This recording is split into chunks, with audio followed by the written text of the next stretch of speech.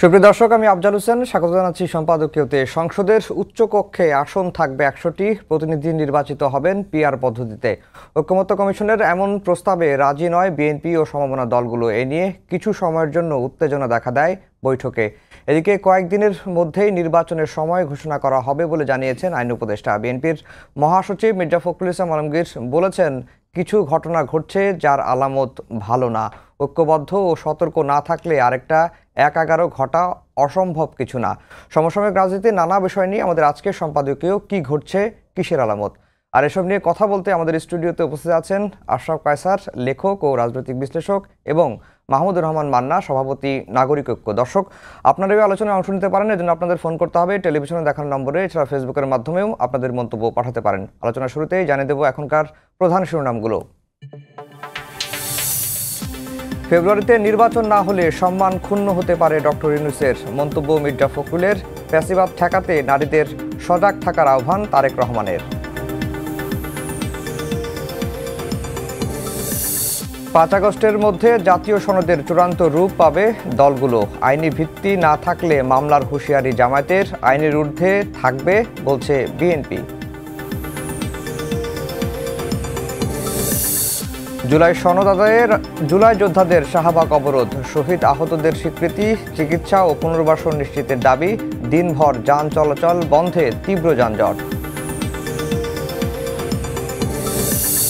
পূর্বাচলে plot দুর্নীতির ৬ মামলায় শেখ হাসিনা, জয়, পুতুল সহ ২৭ জনের বিচার শুরু। গ্রেফতারি পরোয়ানা জারি, ১১ আগস্ট সাক্ষ্য গ্রহণের দিন ধার্য। এবং গোপালগঞ্জে কাউকে বিশেষভাবে দেখেনি সেনাবাহিনী, অনেক জীবন নাশের শঙ্কায় বল প্রয়োগে বাধ্য হয় আইনশৃঙ্খলা বাহিনী, ব্যবহার হয়নি প্রাণঘাতী অস্ত্র, সেনা সদরের ব্রিফিং। দর্শক, শিরোনাম শুনছিলেন। আমরা আজকের আলোচনার বিষয় দিয়েছি কি ঘটছে, কিসের আলামত। মান্না ভাই, আপনাকে দিয়ে আলোচনা শুরু করব। আজকে ঐকমত্য কমিশনের বৈঠক হয়েছে, যদিও আজকে বৈঠক শেষ হওয়ার কথা ছিল, এবং অনেক দল বলেছে যে প্রয়োজনীয় সময় লাগলে আরও ঐকমত্য কমিশন নিতে পারে। এই বৈঠকে আজকে পিআর পদ্ধতির সিদ্ধান্ত হয়েছে। উচ্চকক্ষে ১০০টি আসন থাকবে, এবং সেটি কিভাবে নির্বাচিত হবে এই প্রতিনিধিরা, সেটিও বলা হয়েছে যে ভোটের আনুপাতিক হারে। এছাড়া জুলাই অভ্যুত্থানের ক্রেডিট নিয়েও আমরা দেখছি সামাজিক যোগাযোগ মাধ্যমে নাহিদ ইসলামের পোস্ট, পাল্টাপাল্টি পোস্ট, বিবৃতি এগুলো আসছে, এবং সেনা সদরে একটি ব্রিফিংও হয়েছে। সবগুলো বিষয় নিয়ে আলোচনা করব। আজকে বিএনপির মহাসচিব মির্জা ফখরুল ইসলাম আলমগীর একটি কথা বলেছেন যে খুব সতর্ক থাকতে হবে, কিছু ঘটনা ঘটছে যার আলামত ভালো না। আমরা ঐক্যবদ্ধ না থাকলে, সতর্ক না থাকলে ১-১১ ঘটা অসম্ভব কিছু না। আমার প্রশ্নটা হচ্ছে যে কি ঘটছে, ভয়ঙ্কর কিছু কি আসলে হতে যাচ্ছে, কিছুর আলামত কি কিছু দেখতে পাচ্ছেন? আমাকে জিজ্ঞেস করছেন? জি। আমি তো আপনাকে জিজ্ঞেস করব।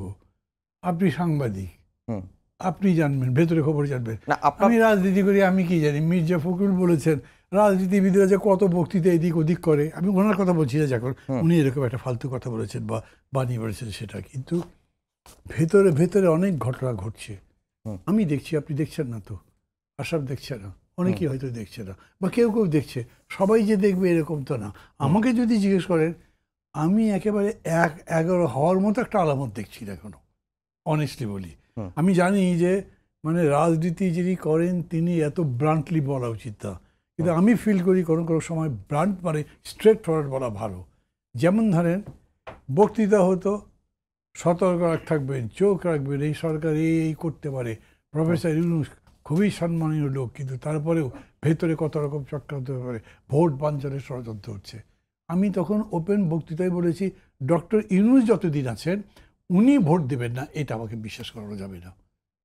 কোনো একটা মানুষের উপরে আস্থা থাকার কি কোনো কারণ আছে? কিন্তু আমার মনে হয়েছে এইটা তার কাপ অফ টি নয়। যেমন ধরেন সেনাবাহিনীর প্রধান সম্পর্কে যে কথাগুলো বলা হয়েছে, আমি বলছি তার ক্ষমতা সবচেয়ে ভালো সময় ছিল ৫ আগস্ট, তখন নেয় পরে গুটুগুটু করবে, এটা কিন্তু হয় না, তো এরকম হতে পারে না। ঠিক এরকম আমি বলছি, ফখরুল ভাইয়ের প্রতি মানে সম্পূর্ণ রেসপেক্ট রেখেই বলছি যে উনি হয়তো কিছু দেখছেন বা ওনারা কিছু দেখছেন, হয়তো মনে করছেন না যে এখন সেটা বলা দরকার। তো যতক্ষণ না বলবেন ততক্ষণ আমি জানতে পারছি না। আমি গিয়ে তাকে জিজ্ঞেস করবো, ভাই কী দেখেছেন বলেন তো, আমি একটু বুঝি কি ঘটনা, জিজ্ঞেস করবো, তাকে এম্বারেস করার আমার দরকার কি?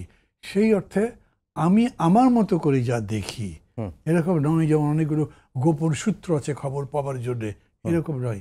কিছু আছে, পরিচিতি একটা আছে, তো লোকজন চেনে আমাকে, আমি লোকজন চিনি, কোনো কথাবার্তা হলে সেটা শুনি। আর আরেকটা হচ্ছে রাজনীতিকে তার ভেতর থেকে দেখার একটা দৃষ্টি আমি সবসময় দেওয়ার চেষ্টা করি। যেরকম কুলদীপ রান লেখেন না বিটুইন দ্য লাইন্স, আমি বিটুইন দ্য লাইন্স পড়বার চেষ্টা করি, বিটুইন দ্য ইভেন্টস পড়বার চেষ্টা করি।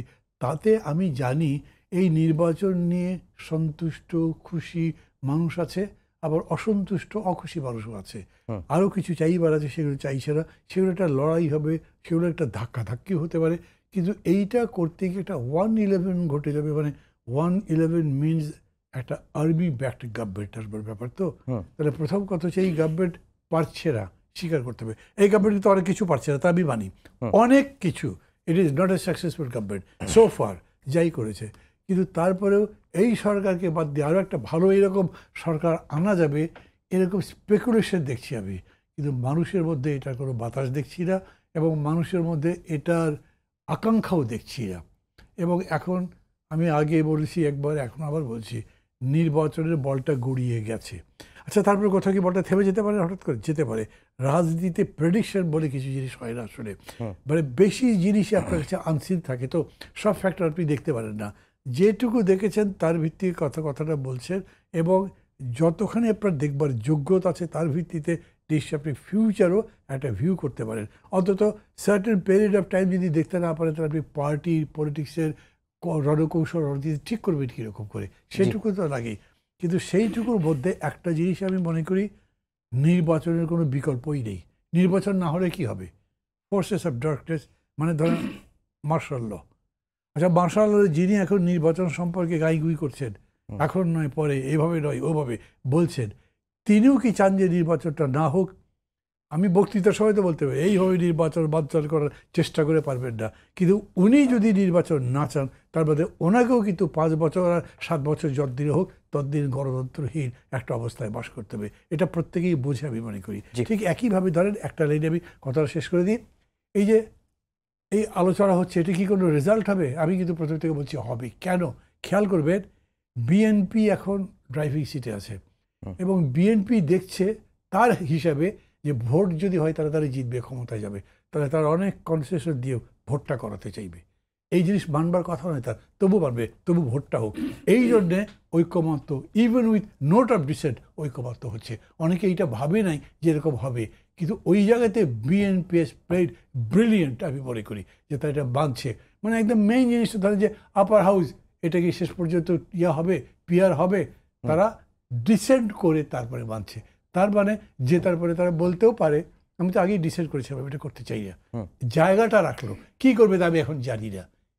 এই জন্য আমি মনে করি যে আশরাফ কায়সার ভাই, যে প্রসঙ্গটা মির্জা ফখরুল বলেছেন যে আরেকটি 1/11 ঘটার সম্ভাবনাও থাকলেও থাকতে পারে, এই মন্তব্যটি মির্জা ফখরুল করেছেন। আজকে প্রেস সচিব যে বক্তব্যটি দিয়েছেন যে আগামী 5-6 দিন সরকারের জন্য খুবই ক্রুশিয়াল টাইম, 5-7 দিনে বোঝা যাবে আমরা কোথায় যাচ্ছি, তবে নির্বাচন যথাসময়ে হবে জানিয়ে তিনি বলেছেন। নির্বাচন নিয়ে প্রধান উপদেষ্টা যে সময়ের কথা বলেছেন তার মধ্যেই হবে, এ বিষয়ে প্রধান উপদেষ্টার অবস্থান দৃঢ়। এবং মির্জা ফখরুল কিন্তু আরেকটা কথাও বলেছেন, নির্বাচন যদি ফেব্রুয়ারির মধ্যে না হয় তাহলে ডক্টর মোহাম্মদ ইউনূসের সুনাম ক্ষুণ্ণ হবে। আপনার কাছে এই 5-6 দিন সময়টা কেন গুরুত্বপূর্ণ? ধন্যবাদ। এই কারণেই গুরুত্বপূর্ণ যে আপনাকে একটা জুলাই সনদ ঘোষণা করতে হবে। এই কারণে গুরুত্বপূর্ণ যে ঐক্যমত্য কমিশন সবাইকে নিয়ে একটা সংস্কার প্রস্তাবনার ঐক্যমত্য সামনে আনবেন, এবং প্রফেসর ইউনূস একটি সুনির্দিষ্ট তারিখ ঘোষণা করবেন। এটি সব কিছুই কিন্তু আগামী 5-7 দিনের মধ্যে আপনাকে করতে হবে প্রতিশ্রুতি অনুযায়ী। এখন দেখুন, জনাব মির্জা ফখরুল রাজনীতিবিদরা অনেক কথা মাঠে বলেন, অনেক কথা অন্দরে বলেন। বিএনপি আমরা সবাই জানি যে দেশে একটা অনিশ্চয়তার সময় যাচ্ছে। যতদিন আপনি সুনির্দিষ্ট নির্বাচনের তারিখ না দেন, ততদিন পর্যন্ত নির্বাচনটি ফেব্রুয়ারিতে না জুনে, এই কথা চলতেই থাকবে। কাজেই বিএনপি তাদের প্রধান নেতার সাথে লন্ডনে যেভাবে বৈঠক হয়েছে, তারা চেয়েছিল যে ওই বৈঠকের পরপরই আপনি ফেব্রুয়ারির একটা তারিখ ঘোষণা করবেন। বাংলাদেশের অনেক নাগরিক সেটিই চেয়েছিল, কিন্তু তারিখ ঘোষণার আগে সরকার হয়তো চেয়েছিল ঐক্যমত্য কমিশনের প্রস্তাবনাগুলোকে সামনে এনে সবাইকে ঐক্যমত্যের ভিত্তিতে এটি করা যায় কিনা। আমি কিন্তু বিএনপির ব্যাপারে বলি, এত বড় দল ঐক্যমত্য কমিশনে যা যা বিষয়ের সাথে একমত হয়েছে, মানে নোট অফ ডিসেন্ট দিয়ে, এটা কিন্তু অনেক বড় অর্জন। এবং আমি বলবো যে আমরা তো অনেক সময় হতাশার কথা বলি, অপ্রাপ্তির কথা বলি, কিন্তু সো ফার আমাদের এমনকি নারী প্রতিনিধিত্ব 5% থেকে 10%, উচ্চকক্ষ হবে, সেখানে 100 জন প্রতিনিধি থাকবে এবং পিআর পদ্ধতিতেই হবে, এই সব কিছু কিন্তু আমাদের এখানে রাজনীতিতে নতুন শব্দ, নতুন ধারণা। এবং আমি বলবো যে আমাদের অগ্রগতি অনেক। তবে আশঙ্কার জায়গা সেটি হচ্ছে এই অগ্রগতিগুলো যেই দল নির্বাচিত হবে, সেটা যদি এমনকি বিএনপিও হয়, নির্বাচনের পরে তারা কতটুকু রাখবেন কি রাখবেন না, বিশেষ করে যে জায়গাগুলোতে তাদের ভিন্নমত তৈরি হয়েছে। আমরা কিন্তু 7-8 অনেক সংস্কার প্রস্তাবনা বা অর্ডিন্যান্সকে পরবর্তীতে পার্লামেন্টে আর পাশ হতে দেখিনি। ওই সময় আমরা অনেকে আর খেয়াল করিনি, কারণ আওয়ামী লীগ এমনভাবে শাসন করতে শুরু করেছে, আরও অন্যান্য ইস্যু সামনে চলে এসছে, ফলে 7-8 সংস্কার প্রস্তাবনাগুলো আর খুব বেশি ফলো আপ করা হয়নি। প্রেস সচিব শফিক যেটি বলেছেন, এটিও কিন্তু ওইভাবেই হয় যে আপনি আগামী 7 দিন বা 5 দিন অনিশ্চয়তা আছে। কথার কথা যে প্রফেসর ইউনূস যদি তারিখ ঘোষণা না করেন আগামী সপ্তাহের মধ্যে, তাহলে কি হবে? তাহলে কিন্তু অনিশ্চয়তাটা আরও বাড়বে। দেখুন, এই মুহূর্তে নির্বাচনই হচ্ছে আপনার শ্রেষ্ঠ বিকল্প। কেননা আমরা অনেক পরীক্ষা নিরীক্ষা করতে পারি, সংস্কার করতে পারি, ঐক্যমত্য কমিশন আরও সময় পেতে পারেন, কোনো দল তাদেরকে সময় দিয়েছেন। বাজারে এই ধারণাও আছে যে কোনো দল চায় নির্বাচনটি পিছিয়ে দেওয়া হোক, তাহলে তাদের গঠন প্রক্রিয়ার জন্য সুবিধা হয়। তাদের পিআরের মতো নিম্নকক্ষেও পিআরের দাবিদার জামাত ইসলামী এবং এনসিপি, যেটি আমি মনে করি অত্যন্ত অযৌক্তিক আমাদের রাজনৈতিক সংস্কৃতির প্রেক্ষাপট থেকে। আমাদের একটি 17 বছরে না পাওয়া একটি নির্বাচনের জন্য মানুষ অপেক্ষা করছে। সেই জায়গাটিতে আমার মনে হয় সরকারটিকে আমরা গত 3 মাস, এমনকি তার আগের 6 মাস বা 9 মাসও খুব বেশি কাজ করতে দেখিনি। দেখুন, নির্বাচনটি তো একদিন সকালবেলা ঘটা করে ফেললে হবে না। কমিশনকে সময় দিতে হবে, অনেক সংস্কারের বিষয় রয়েছে, সীমানা নির্ধারণের বিষয় রয়েছে, নতুন ভোটারদের বিষয় রয়েছে, তারও আগে প্রশাসন এবং আইন শৃঙ্খলা বাহিনীর আপনার নির্বাচনের উপযোগী করে তৈরি করার বিষয় রয়েছে। আমাদের আশঙ্কার জায়গা সেটি হচ্ছে প্রশাসন কিন্তু আপনার শেখ হাসিনার ফেলে যাওয়া প্রশাসন। তার দ্বারা যারা উপকৃত হয়েছিলেন তারা এখনও প্রশাসনে আছেন। সেই পুলিশ বাহিনী আপনি গুটি কয়েক লোককে হয়তো আটক করতে পেরেছেন, তাদের আচরণ কি বদলেছে? নাকি তারা যে কোনো আশঙ্কার সময় তারা হয়তো আবার বন্দুকটি ঘুরিয়ে ফেলবেন? এই জিনিসগুলো যদি আপনি মানে কনফিডেন্ট না হন, এবং তার জন্য কিন্তু সময় লাগবে, আপনার হাতে বড়জোর 6 মাস সময় আছে যদি ফেব্রুয়ারিতে নির্বাচন হয়। কাজেই আমরা দেখতে চাই যে বলটি যেটি শুরু হয়েছে তাকে আরও বেগবান করতে হবে, তাতে আপনার অনিশ্চয়তা কমে যাবে। জনাব মির্জা ফখরুল যেমন করে বলেছেন যে 1/11 সম্ভাবনা উড়িয়ে দেওয়া যায় না বা আশঙ্কা রয়েছে, বাজারে এমনও কেউ বলছেন যে নির্বাচনটি প্রফেসর ইউনূসের সরকার করতে পারবেন না, এটির জন্য অন্য একটি সরকার হয়তো তো দরকার হবে। এই জন্য বলছেন যে উনি কি নিরপেক্ষতা হারিয়েছেন কিনা। ধরেন তরুণদের বা ছাত্রদেরকে দল গঠন প্রক্রিয়ায় বা তাদের 2 জন প্রতিনিধি উপদেষ্টা পরিষদে আছেন, এই সব কিছুই কিন্তু বিসদৃশ। এবং আমরা গোপালগঞ্জের ঘটনা দেখলাম, সব কিছুই। আবার জামাত ইসলামীকে মনে হচ্ছে যে প্রশাসনের ভেতরে তাদের লোকজন বসিয়ে ফেলতে পেরেছেন। অনেক সময় মেমো দেখলে আমরা বুঝতে পারি, প্রস্তাবনা দেখলে বুঝতে পারি। কাজেই এই সব অনিশ্চয়তা ওনাকে দূর করতে হবে খুব দ্রুত একটি সুনির্দিষ্ট তারিখ ঘোষণা করার ভেতর দিয়ে। তাতে বাংলাদেশ এক ধাপ এগিয়ে যাবে। আপনি সংস্কার যতটুকু অগ্রগতি হয়েছে সেই জায়গায় থামতে হবে, থেমে বলতে হবে সেটির একটা আইনি ভিত্তি দেওয়া যায় কিনা, সংবিধানে যুক্ত করা যায় কিনা, জুলাই ঘোষণাপত্র কিংবা সনদ দুটি আপনি কোথায় আইনি ভিত্তি দিবেন। কেননা আমাদের সাথে 90 সাল এবং 2007 সালের দুটি উদাহরণ আছে। বিশেষ করে 90 সাল আমরা সব দলকে বিশ্বাস করেছিলাম যে তারা শিক্ষা নিয়ে এই 3 জোটের রূপরেখাকে তারা বাস্তবায়ন করবেন, তার কিছুই ঘটেনি। পরবর্তীতে আলাপেও এটি আর আসতো না, তারা আলাপ হলে ডিসকমফোর্ট ফিল করতেন। জুলাই ঘোষণা বা সনদ নিয়ে সেই ডিসকমফোর্ট যেন তৈরি না হয়, সেটি আমাদের ইলেকশনের আগেই বা আগামী 1 সপ্তাহের মধ্যেই ঠিক করে ফেলতে হবে। মান্না ভাই, যেটি আশরাফ কায়সার ভাই বলছিলেন যে জাতীয় সনদের আইনি ভিত্তিটা আসলে দরকার, কারণ এর আগে 3 জোটের রূপরেখা হয়েছিল, কিন্তু সেটি কেউ রাজনীতিবিদরা সেটি বেমালুম ভুলে গেছে। আজকে জামায়াতের একজন নেতা বলছেন যে যদি এটিকে আইনি ভিত্তি না দেওয়া হয় তাহলে তারা স্বাক্ষর তো করবেনই না, এবং মামলারও একটা হুমকি দিয়েছেন। আর বিএনপির স্থায়ী কমিটির সদস্য সালাউদ্দিন আহমেদ বলছেন যে এখানে প্রধান উপদেষ্টা স্বাক্ষর করবেন, রাজনৈতিক দলগুলো স্বাক্ষর করবেন, কমিশনের অন্য সদস্যরা স্বাক্ষর করবেন। এটি তো একটা সার্বভৌমত্বের কাছাকাছি একটা জিনিস। আইন কেন দরকার? একটু জানতে চাই যে আসলে আইন হলে কি হবে, না হলে কি হবে। এত বড় ইনডেমনিটি করেছিল, সেই ইনডেমনিটি কুলাইনি।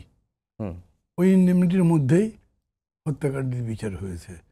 তো এরকম আইন টাইনের কথা যারা বলছেন, আমি জানি না যে তারা কীরকম করে বলছেন। কারণ আমার কাছে প্রথমে একটা প্রশ্ন এরকম আসে, জাতীয় সনদ মানে কী বলছি? আর তখনকার ওয়ার্ডগুলো খেয়াল করে, সেই গত ডিসেম্বর প্রোক্লামেশন, জুলাই প্রোক্লামেশন, এই অভ্যুত্থানের প্রোক্লামেশন বা ডিক্লারেশন যেটাকে বলেন, লাইক আমাদের মানে declaration of war of independence, আমেরিকার ওয়ার অফ ইন্ডিপেন্ডেন্সের ডিক্লারেশন, বা ধরেন মাগনা কার্টা, বা যেরকম করে বলেন, ওগুলো একটা হিস্টোরিক্যাল ব্যাকগ্রাউন্ড আছে। নিশ্চিতভাবে আমি মনে করি যে বাংলাদেশে 24 সালে যে ঘটনাটা ঘটেছে ওটা একটা হিস্টোরিক্যাল ব্যাপার, মানে বিশ্ব ইতিহাসে লিখিত হবার মতো একটা বিষয়। আমি ধরেন যেটুকুই লেখাপড়া করেছি, যে দেশে শুনেছি, একেবারে ওইখানে বন্দুক টন্দুক নিয়ে দাঁড়িয়েছে, মানুষ গিয়ে দাঁড়িয়ে গেল, গুলি করো, কি করতে পারো দেখি, এবং গুলি করে দিল, মরে গেল। মানে আপনি মিছিল করছেন, স্লোগান দিচ্ছেন উত্তেজনার মধ্যে, তখন পুলিশ গুলি করে এসে মরে গেছেন। ওটাও খুব সাহসী আত্মদান। কিন্তু আগে যেটা আমি বললাম, যেটা সাইদরা করেছে, মুগ্ধরা করেছে, কল্পনাই করা যেতে পারে না। আপনি তাকে গ্লোরিফাই করবেন না, আপনার ইতিহাসে রাখবেন না। আপনি কিন্তু কোনো ডিক্লারেশন দিয়ে বরকত সালাম রফিক জব্বারকে রাখেননি, আপনি ভাষা আন্দোলনকে রাখেন নাই, কিন্তু সেটা আমার কাছে আইনের মতো বা তার চেয়ে বড় রিয়েলিটি। তাই আমি সেভাবে তাকে রেসপেক্ট করি। এই জায়গাতে আমি দেখলাম প্রশ্নটা উঠেছে যে পরে যদি আবার কেউ এসে এদেরকেই অপরাধী বলে, বিদ্রোহী বলে একটা বিচার ব্যবস্থা করে, ওটা আপনি আইনে লিখে রাখলেও করতে পারবেন না। ওইটা আসলে মনের মধ্যে, ওই যে বলে পাথরে লিখে সব মুছে যাবে, কিন্তু মনের মধ্যে লেখা থাকলে ওইটা মুছবে না। সেই অর্থে এখন যেটা হচ্ছে, মানে ধরেন যে এই ঐকমত্য কমিশন যেটা করছে, সেটা একটা জাতীয় সনদ হতে পারে। এটাকে আপনি কি জুলাই সনদ বলেন কি? এই যে অভ্যুত্থানের মধ্যে দিয়ে যে আশাকাঙ্ক্ষাটা গড়ে উঠেছিল, একটা গণতান্ত্রিক পলিটি করব, গণতান্ত্রিক সোসাইটি করব, একটা সমৃদ্ধ দেশ, নতুন বাংলাদেশ যে আমি বলেন গড়ে তুলব, তার জন্যে আমি এই সনদ তৈরি করলাম, সমস্ত পার্টি মিলে যতদূর পর্যন্ত ঐক্যবদ্ধ করতে পারলাম তার ভিত্তিতে সনদ। সেইটা একটা। আর ওইটা কিন্তু আর একটা, এই যে এতদিন ধরে আলোচনা চললো, দ্বিতীয় পর্যায়ের আলোচনা আজকে তো শেষই বলে জানতাম, আবার কেউ কেউ বলেছেন যে না, এটা দরকার হলে আরও চলতে পারে, দেখা যাক সেটা কি হয়। এতদিনের আলোচনার মধ্যে জুলাই আন্দোলন, অভ্যুত্থান, কেউ কেউ বিপ্লব বলছেন, এটার ইতিহাস, এর নমেনক্লেচার, এর স্ট্রাকচার, এর লিডারশিপ, এর যে বিরাট একটা স্যাক্রিফাইস, এগুলো নিয়ে কিন্তু আলোচনা হয়নি। কারা করেছেন, কারা নেতৃত্বে ছিলেন, সত্যি সত্যি কীভাবে গড়ে উঠলো, ভেতরে কোনো স্টোরি আছে কিনা, এইটা ঐক্যবদ্ধ কমিশনের সাবজেক্ট ম্যাটার অফ ডিসকাশনই ছিল না। তাহলে দুটো তো এক হচ্ছে না। তাহলে আপনি কি করতে যাচ্ছেন এখন? আমি যা বুঝি তাই বলছি, আমার ভুল হলে যারা আমার যেতে ভিন্নমত পোষণ করেন, আরও উন্নত ধারণা পোষণ করেন, আমি তাদের সাথেই একমত হয়ে যাব শেষ পর্যন্ত। কিন্তু এই মুহূর্তে আমি যেটা দেখছি সেটা হচ্ছে এই যে 5ই আগস্ট কী করবেন বললেন না, আপনি নিউজে পড়লেন, এইটা আপনার ওই জুলাই প্রোক্লামেশন নয়। জুলাই প্রোক্লামেশনের মধ্যে যে বিতর্কগুলো তৈরি হয়েছে, এমনি মানে মাঠে আছে, সেগুলো তো আপনি বাজারে আনতেই পারেননি। খেয়াল করে কত বড় বিষয় আছে, হু লেড দিস মুভমেন্ট। পলিটিক্যাল পার্টিগুলো সবাই বলেছে 15 বছর 16 বছর ধরে রক্ত ঘাম জীবন দিয়ে আমরা এই ভিত্তিটা তৈরি করেছি, তারপরে সেইখানে এসে বীজ লাগিয়েছে, গাছ হয়েছে। আর তারা বলেছে, যারা নেতৃত্ব দিয়েছে, লিটারালি যারা নেতৃত্ব দিয়েছে, তারা বলেছে 15 বছর একটা খুঁটিও তলা নিতে পারেননি। তো ওইটার তো কোনো সমঝোতা হয়নি। এবং দেখেন তারাই কিন্তু এখন আবার বিতর্ক করছে, ফলে ওই জায়গায় আপনি অ্যাটেম্পটই করেন নাই। আর এইটার জন্য আমি একটা কথা বলবো, যে গভর্নমেন্ট দায়িত্ব নিল গত ডিসেম্বরে, এটা আমরাই করছি সবার সাথে একটা ঐক্যবদ্ধ করি, তারা বোধহয় এটা নির্যাসটাই বোঝেন নাই, যে তারা কোন কাজে হাত দিয়েছেন বা কোন কাজের জন্য এগ্রিমেন্ট করলেন। পরে যে 166টা প্রশ্নমাল আপনি দিলেন, that is all together different. সেটা আপনি বিচার ব্যবস্থার কি করবেন, আইনের কি করবেন, পুলিশ কীরকম করে করবেন, ওইটার সাথে তো এটা কোনো সম্পর্ক নেই। ফলে এই দুটো ক্ষেত্রে শেষ পর্যন্ত কি দাঁড়াবে, কিভাবে হবে, এটা একটু অস্পষ্ট থাকে। আমি যদি আমাকে বুঝিবার একটা প্রস্তাব বলেন, তো আমি বলবো যে এটা যা হয়েছে জুলাই সনদ যেভাবে বলা হচ্ছে, যতদূর অ্যাচিভ করতে পারেন ততদূর করেন। প্রফেসর রুইস খুব চমৎকার বলেছিলেন, আমি কোনো সংস্কার চাপিয়ে দেব না, যা ঐক্যবদ্ধ হবে তা করব, যেটা হবে না সেটা ভবিষ্যতের জন্য রেখে দেবো। Good enough. আজকে আমি যে ঠিক মনে করছি আগামীকালকে ঠিক মনে করতেও পারি, তো সেই হিসেবে উনি রেখে দিলেন। এই ধারাটা যদি অব্যাহত থাকে আমরা অনেক দেশকে পিছিয়ে যেতে পারবো, কালচারালি, পলিটিক্যালি, ইকোনমিক্যালি, অন্যান্য অনেক দিক দিয়ে হয়তো যেতে পারবো। কিন্তু আপনি জুলাই ডিক্লারেশন বলে যেটা বলছেন, সেটা কিন্তু মানুষের মনের মধ্যে যেভাবে লিখিত হয়ে যাবে, ওইটাকে আপনি বোঝাতে পারবেন না। যতই বলেন সাইদকে বোঝাতে পারবেন না, মুগ্ধকে বোঝাতে পারবেন না, যে অসাধারণ সংগ্রাম, ত্যাগ এবং যাদের যাদের যে ভূমিকা, এইটা নিয়ে আপনি একটা গান লিখবেন, তো ওই গানটা ইতিহাস হয়ে যাবে। এটা কিন্তু খুবই চিন্তার বিষয়। আমি মাঝে মাঝে ভাবি, জানি এগুলো বেশি বেশি ভাবছি কিনা, ভাষা আন্দোলনের উপরে একটা গান গফফর চৌধুরী লিখলেন, এখনও সবার মধ্যে। এই ঘটনার উপরে গল্প, কবিতা, নাটক ইত্যাদি ইত্যাদি নাথিং আমি দেখিনি। জি, শুধু কি রাগের উপর হয়ে গেল, শুধু আবেগের উপর হবে, তা কিন্তু হবে না। এটার মধ্যে সাহিত্য, সংস্কৃতি, এটার মধ্যে যে আপনার নন্দন তত্ত্ব আছে, বিপ্লবের মধ্যে, রক্তদানের মধ্যেও, লড়াই গোলাগুলির মধ্যেও একটা সৌন্দর্যের লড়াই আছে। এটা না বুঝতে পারলে তো এটা হবে না। জি, আশরাফ কায়সার ভাই, যেটি মান্না ভাই বললেন যে গণ অভ্যুত্থানের নেতৃত্ব কে দিয়েছেন এটি এখনো পর্যন্ত আমরা আইডেন্টিফাই করতে পারিনি। আর এদিকে কার কতখানি ক্রেডিট সেটা নিয়ে আমরা দেখছি যে কারাকারে চলছে। নাহিদ ইসলামের একটি পোস্ট ঘিরে ব্যাপক আলোচনা, তিনি সাদিক কায়েমকে উদ্দেশ্য করে কি লিখেছেন, অনেকগুলো নিয়েই আলোচনা হয়েছে, পাল্টা সাদিক কায়েমও লিখেছেন। আপনার কাছে কি মনে হয় যে কারাকারিটা 1 বছর তো হয়ে গেল, আর কত? প্রথমত আমি মান্না ভাইয়ের সাথে একেবারেই একমত। ঐকমত্য কমিশনের আলোচনা এবং সনদ, এটি কিন্তু আগামীর বাংলাদেশের রূপকল্প। বাংলাদেশের আইনসভার চেহারা কেমন হবে, আপনি সংবিধানে এই যে ব্যালেন্স কি করে আনবেন, এবং আইনসভার চেহারা মানে প্রতিনিধিত্বের দিক থেকে আরও ডায়নামিক করা যায় কি করে, 70 অনুচ্ছেদ, 10 বছরের বেশি প্রধানমন্ত্রী থাকতে পারবে না, নারীদের প্রতিনিধিত্ব কি হবে, সব কিছু কিন্তু ভবিষ্যতের জন্য। কিন্তু গত বছরের এই সময়ে এই যে আমাদের 1400 মানুষ জীবন দিল, 30,000 মানুষ আহত হলো, এই যে হাসিনার মতো একজন অতি পরাক্রমশালী স্বৈরাচার ফ্যাসিবাদকে আমরা বিদায় করলাম, সাথে সাথে বাংলাদেশের তার অনুগতরা বের হয়ে গেলেন, পালিয়ে গেলেন, এবং এর রূপকথা, গল্পগাথা, এটি তো আমাদের কাছে আরও 100 বছরের উপজীব্য হওয়ার কথা। এখন আমরা যদি লিডারশিপ নিয়ে মারামারি করি, এবং যেহেতু আমরা এখন ভিন্ন ভিন্ন দল, এবং কেউ জামাতের অংশ, কেউ এনসিপি, কেউ এনসিপির বাইরে, তো তখন কিন্তু আপনি এই রূপকথায় গল্প, কবিতা, গান, নাটকে আর হাত দিতে পারবেন না। তখন এটা সেকেন্ডারি হয়ে যাবে। তখন মনে হবে কে 1 দফার ঘোষণা দিয়েছিল, কে বৈষম্য বিরোধী ছাত্র আন্দোলন তৈরি করেছিল, কোন দলের কতজন নিহত হলো। এটি আমাদের পুরো গণ অভ্যুত্থানকে একটা অত্যন্ত ডার্ক কর্নারে নিয়ে যাবে।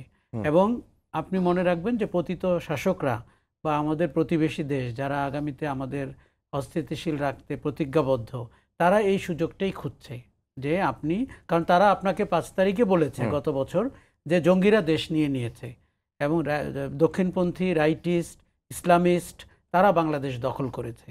এখন আমাদের অনেক আচরণ যদি সেটাকে প্রমাণ করে, অথবা এও প্রমাণ করে যে রাজনৈতিক শক্তিগুলোই মূল মুখোশ পরে গণ অভ্যুত্থানটি করেছে, এই সত্যটা আমাদের গত 1 বছরে সলভ করে ফেলা উচিত ছিল। এখন আরেকটা বিপদ হচ্ছে, এখন যে কোনো ঝগড়া সামাজিক যোগাযোগ মাধ্যমে হয়। অতীতে কিন্তু হতো আপনার বাসায় গিয়ে বা টেবিলে বসে। তো সামাজিক যোগাযোগ মাধ্যমে তো আমি দেখতে পাচ্ছি আরও ইন্ট্রুডার আছে। আপনি যেই রেফারেন্স নাহিদের দিলেন, আমি পোস্টটি পড়েছি, সাদিক কায়েমেরটাও আমি পড়েছি, আবার তৃতীয়, চতুর্থ, পঞ্চম শক্তিও আছে যারা বলছে তৃতীয় পক্ষ, কেউ লন্ডন থেকে, কেউ ঢাকায়, কেউ প্যারিসে। ফলে ঘটনাটি হচ্ছে যে একটি নৈরাজ্যের গল্প এবং ক্রেডিট নেওয়ার গল্প। মোস্ট ইম্পর্টেন্টলি তারা কেউ বুঝতে পারছে না হয়তো যে এই ক্রেডিট নেওয়া সম্পন্ন হয়ে গেছে 5ই আগস্ট 2024-এ। এরপরে এই ক্রেডিটের নায়ক ভিলেন হতেও বেশিক্ষণ নাও লাগতে পারে। এবং আগামীর বাংলাদেশ যদি আপনি ফ্যাসিবাদ বিরোধী একটি সুদৃঢ় জায়গায় দান না করাতে পারেন, গত বছরের গণ অভ্যুত্থান এবং তার সো কল্ড নায়করা, তারা কিন্তু ভিলেন হিসাবে ট্রিটেড হতে পারে ইতিহাসের চোখে।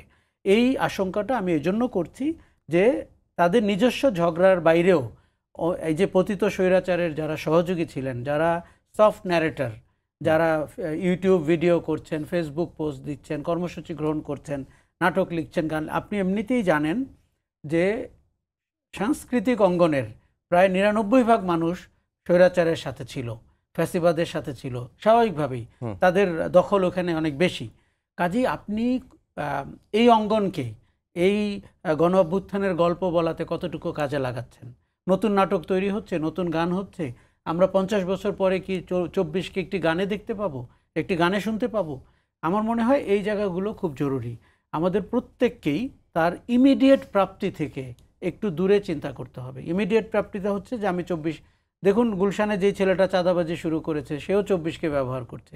24 চাঁদাবাজির জন্য ইতিহাসে বিখ্যাত হতে পারে, যে তারা পরবর্তীতে চাঁদাবাজি করে তাদের রাজনৈতিক ভবিষ্যৎ নষ্ট করেছেন। আমরা এমনিতেই চিন্তিত তরুণদের যে চেহারা, আচরণ, রাজনৈতিক দল গঠন প্রক্রিয়া, কিংস পার্টি, 2 জন প্রতিনিধি এখানে, 3 জন প্রতিনিধি ওখানে, এইভাবে দল কিন্তু হয় না।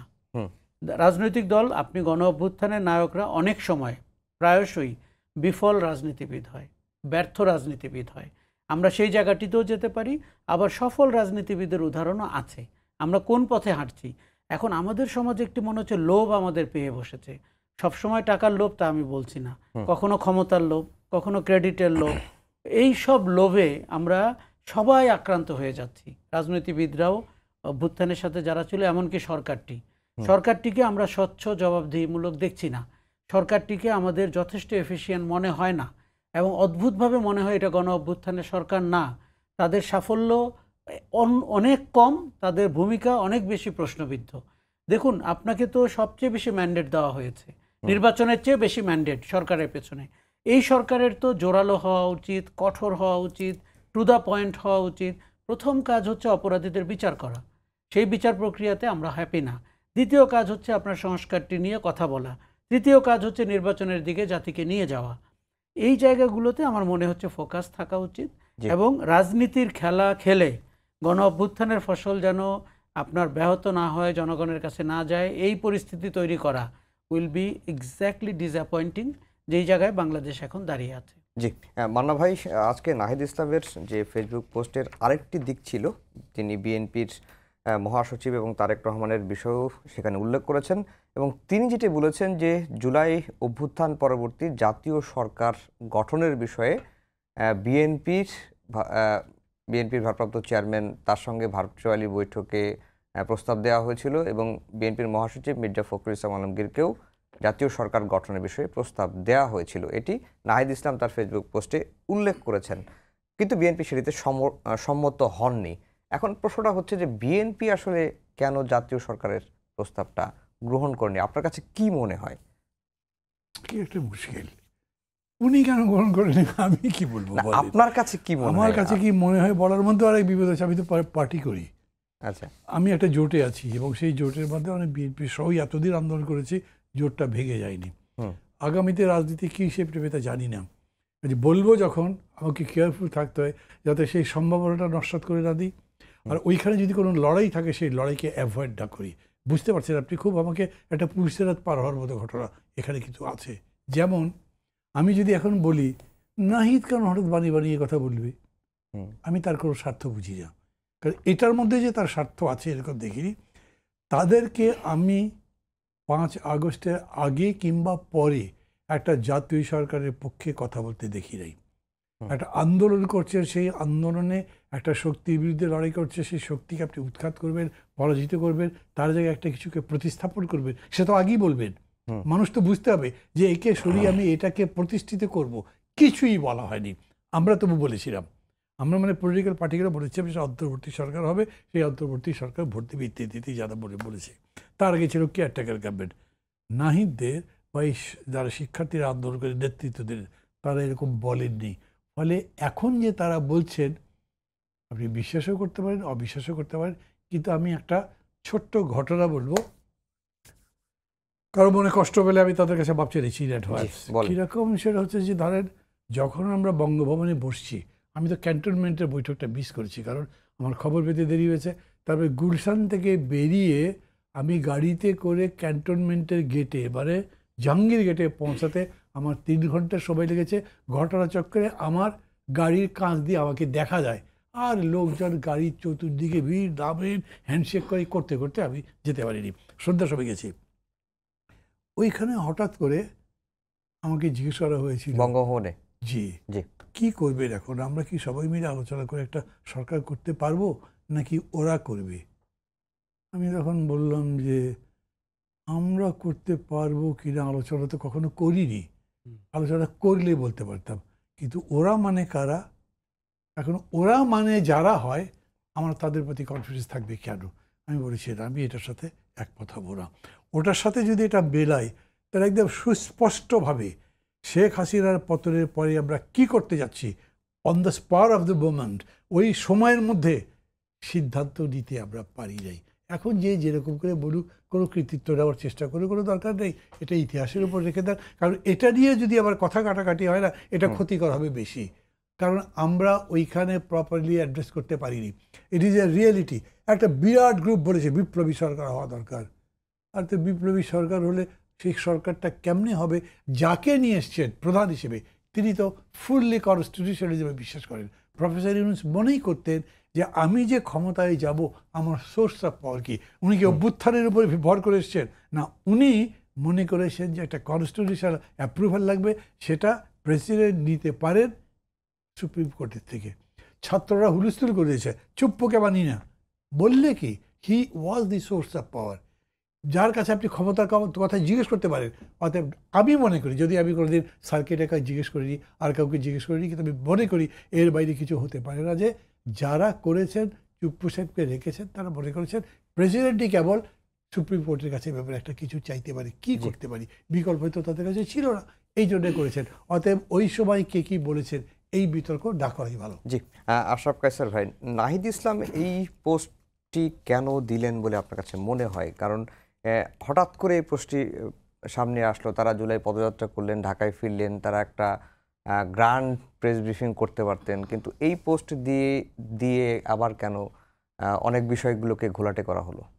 দেখুন, success has many fathers, failure has none. আজকে যদি গত 12 মাস সুপার সাকসেসফুল হতো, 2 মিনিট আছে, হ্যাঁ, তখন কিন্তু আপনি এইসব একে অন্যকে দোষারোপ করা এবং ঝগড়াঝাটি করা দেখতেন না। তখন সবাই ক্রেডিট নিত যে সব কিছুর সাথে আমি ছিলাম, আমরাই করেছি। কিন্তু যেহেতু ঘটনা ওই জায়গায় যায়নি এবং দোসররা ফিরে আসার চেষ্টা করছে, এবং তারা কেউ কেউ সামাজিক যোগাযোগ মাধ্যম এবং বাস্তবেও ফিরে আসার চেষ্টা করছে, তখন একে অন্যকে দোষারোপ করা শুরু হয়। নাহিদ এই কথাটি আরও আগেও বলেছে, শুধু নাহিদ না, আমি বৈষম্য বিরোধী নেতাদের থেকে অনেকবার শুনেছি যে বিএনপিকে জাতীয় সরকার গঠনের কথা 5 তারিখে 6 তারিখে বলা হয়েছিল, তারেক রহমান এবং মির্জা ফখরুল তারা এটাতে রাজি হননি। বিএনপির অনেকে আমাকে বলেছে কেন রাজি হয়নি, কারণ আমরা চেয়েছি একটি নির্বাচন হবে, এখন জাতীয় সরকার করলে তো রাজনৈতিক সরকার হয়ে যায় রাজনৈতিকবিদদের, তখন তো এটাকে আপনার লেভেল প্লেইং ফিল্ড মনে হবে না, আমরাই সরকারে আমরাই আবার নির্বাচন দিচ্ছি, এটা তো হবে না। ফলে তারা বলেছে যে ভাই সিভিল সোসাইটির লোকজনকে নিয়ে অন্তর্বর্তী সরকার হোক, তারা নির্বাচন কন্ডাক্ট করুক, সব রাজনৈতিক দল সেটাতে পার্টিসিপেট করবে। বৈষম্য বিরোধীরাও কিন্তু তখন সেটা মেনে নিয়েছেন। আপনাকে বলি, 5 তারিখের পরে কেন চুপ্পুর অধীনে, কেন সেনাবাহিনীর সহযোগিতা সরকার হয়েছে, এটি নিয়েও ক্ষোভের কোনো শেষ নাই। কখন ক্ষোভ শুরু হয়েছে? যখন আপনি প্রতি পদে পদে দেখছেন আপনাকে এখন একটি সাংবিধানিক সরকারের মতো ব্যবহার করতে হচ্ছে। নির্বাচন কমিশন গঠন করেছেন হাসিনার ফেলে যাওয়া আইনে, এমনকি চুপ্পুর 2 জন প্রতিনিধিও সেই গঠন প্রক্রিয়ার সাথে ছিল। কাজে আমরা যদি সত্যিকার অর্থে একটি বিপ্লবী সরকার করতে পারতাম, গণ অভ্যুত্থানের সরকার করতে পারতাম, তাহলে ক্যান্টনমেন্ট এবং বঙ্গভবনকে আপনার ডিফারেন্টলি ডিল করা উচিত ছিল, সেটা করা হয় নাই। এখন তার প্রতিক্রিয়ায় অনেক ঘটনা ঘটছে, আপনাকে দেখে সরকারটিকে কম্প্রোমাইজড মনে হচ্ছে, পরিস্থিতিটাকেও আর গণ অভ্যুত্থান মনে হচ্ছে না। এই রিয়ালিটি আমাদের তিতা হলেও খেতে হবে। এখন বিএনপিকে উনি রাজনৈতিক প্রতিদ্বন্দ্বী হিসাবে হয়তো বিষয়টি সামনে এনেছেন। জি, সবাইকেই ধন্যবাদ জানিয়ে শেষ করছি আমাদের আজকের সম্পাদকীয়। আগামীকাল আবারও দেখা হবে একই সময়ে। শুভরাত্রি।